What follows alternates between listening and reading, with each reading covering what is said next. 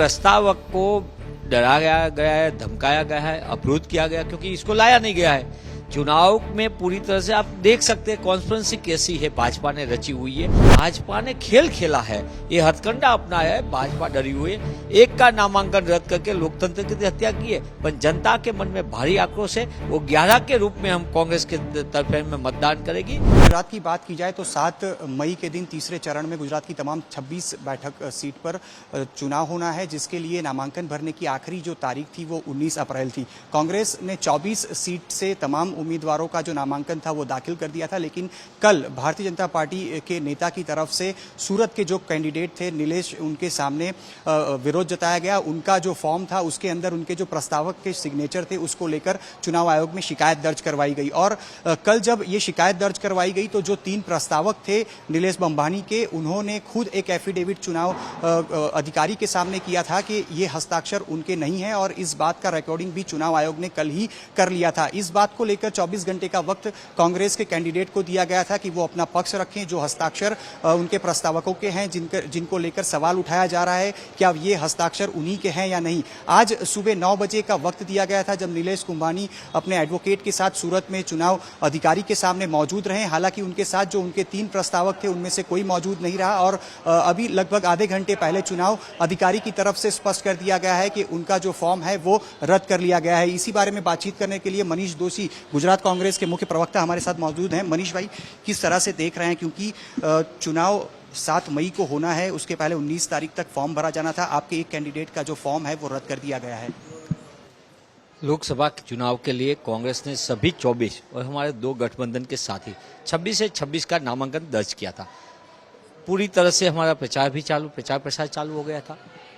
भाजपा हड़बड़ाई है, जनता का मूड है वो भाजपा के खिलाफ है। मनीष भाई, इंटरेस्टिंग बात यह है कि बहनोई, भांजा और भागीदार प्रस्तावक थे जिन्होंने हस्ताक्षर फॉर्म पे किए थे, ये तीनों में से कोई आज मौजूद नहीं रहा है। मैं इस पे ही आता हूं कि जनता का इतना रुख बदल गया है, भाजपा के खिलाफ है। भाजपा ने जनता के साथ जो भावनाओं के साथ खिलवाड़ किया, विश्वासघात किया, बेरोजगारी की समस्या आसमान, महंगाई इतनी है, वो लोग पूछ रहे हैं, इसलिए घबराई हुई भाजपा ने अपना हथकंडा अपनाया। और नीलेश कुंभानी के जो हमारे कांग्रेस के प्रत्याशी थे, इसके प्रस्तावक को एनकेन प्रकार से डर से आपके एडवोकेट ने ये सूरत में कहा है कि जो 3 लोग थे उनका अपहरण कर लिया गया है। पुलिस को उन्होंने शिकायत भी दर्ज करवाई है, पुलिस ने कोई कार्यवाही नहीं की है।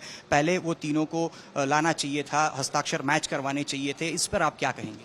नहीं, प्रस्तावक को डराया गया है, धमकाया गया है, अवरोध किया गया क्योंकि इसको लाया नहीं गया है।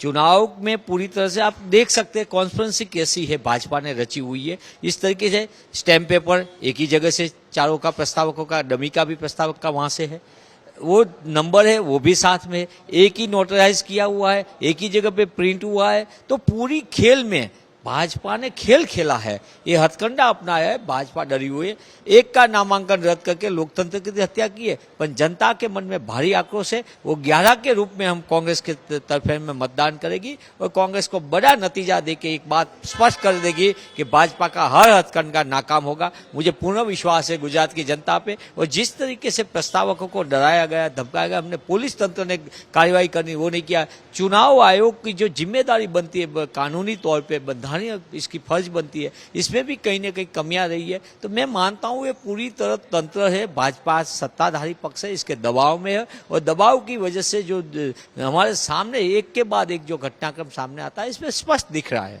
तो कांग्रेस का कहना है कि भाजपा कहीं ना कहीं डरी हुई है। सूरत में कहीं ना कहीं बीजेपी को डर था कि कांग्रेस के कैंडिडेट का विजय ना हो जाए। जो कि 3 प्रस्तावक हैं, कांग्रेस की तरफ से ये भी कहा गया है कि फिलहाल ये जो नामांकन है उनका रद्द नहीं किया जाना चाहिए था। जब तीनों प्रस्तावक मौजूद होते, उनकी जो हस्ताक्षर थे उसके क्रॉस वेरीफाई फिलहाल करना चाहिए था, उसके बाद ही कोई कदम उठाना चाहिए था। फिलहाल कांग्रेस की तरफ से ये भी मांग की गई है कि अपना जो निर्णय है वो चुनाव आयोग रिव्यू करे।